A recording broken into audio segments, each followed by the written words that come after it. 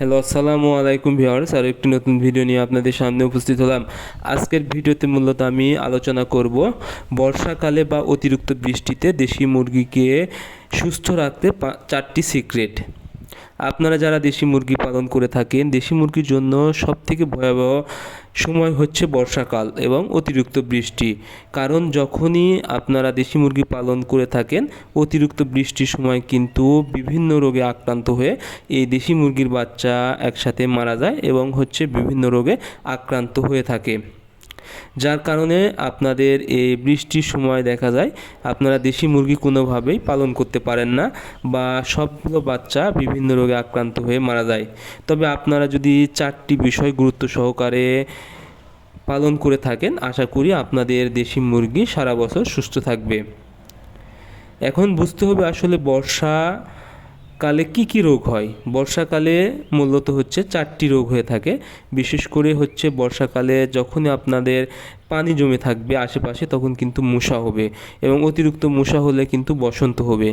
এরপরে ভেজা মাটি, এখান থেকে কিন্তু আমশা হওয়ার সম্ভাবনা থাকে এবং ঠান্ডা বাতাস, এটা বিভিন্ন সর্দি কাশি বা বিভিন্ন ঠান্ডাজনিত রোগে আক্রান্ত হবে এবং ভ্যাপসা গরম, যা মুরগির শ্বাসকষ্টের জন্য সমস্যা হয়ে দাঁড়ায়।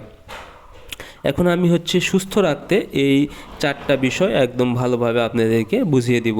সর্বপ্রথম হলো বৃষ্টির পানি, অর্থাৎ আপনারা যেখানে মুরগি রাখবেন সেই জায়গায় যেন কোনোভাবেই বৃষ্টির পানি জমে না থাকে বা কোনো ধরনের পানি জমে মশা তৈরি না হতে পারে। কারণ মুরগির মশা কিন্তু অনেকটাই মারাত্মক, কারণ এখান থেকেই কিন্তু এই বসন্ত অর্থাৎ গুটি বসন্ত হয়ে থাকে এবং এই গুটি বসন্ত হলে কিন্তু মুরগির বাচ্চা মারা যেতে পারে। এজন্য আপনারা কি করবেন, মুরগি রাখার জায়গার আশেপাশে পরিষ্কার রাখবেন এবং কেরোসিন তেল দিয়ে আপনারা মশা মেরে দেবেন, তাহলে এই রোগ থেকে রক্ষা পাবে।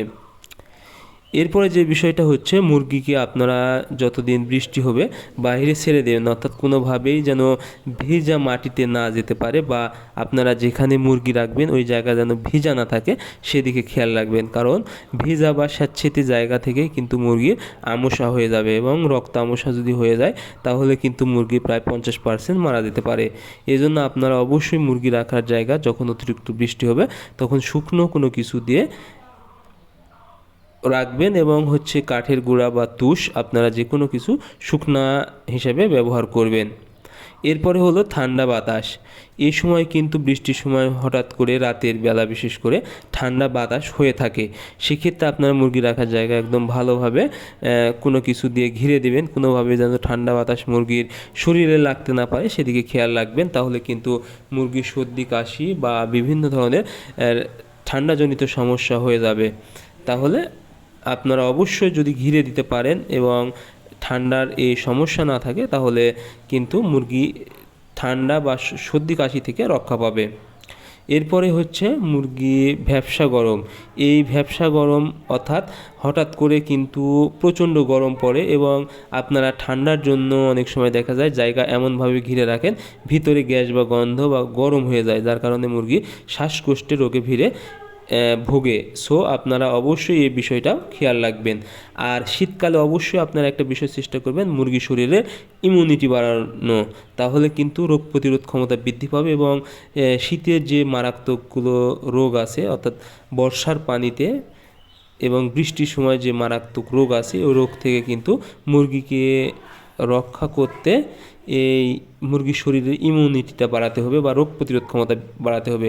এর জন্য আপনারা ব্যবহার করতে পারেন রসুন এবং তুলসীর পাতা এবং ভিটামিন এডি 1 মিলি 2 লিটার পানিতে, তুলসীর পাতা 10টা পানিতে আপনারা সিদ্ধ করে নিতে পারেন এবং রসুন 1 গ্রাম 1 লিটার পানিতে ব্যবহার করলে মুরগির শরীরে রোগ প্রতিরোধ ক্ষমতা বৃদ্ধি পাবে এবং অতিরিক্ত বৃষ্টিতে মুরগিকে সুস্থ রাখা সম্ভব।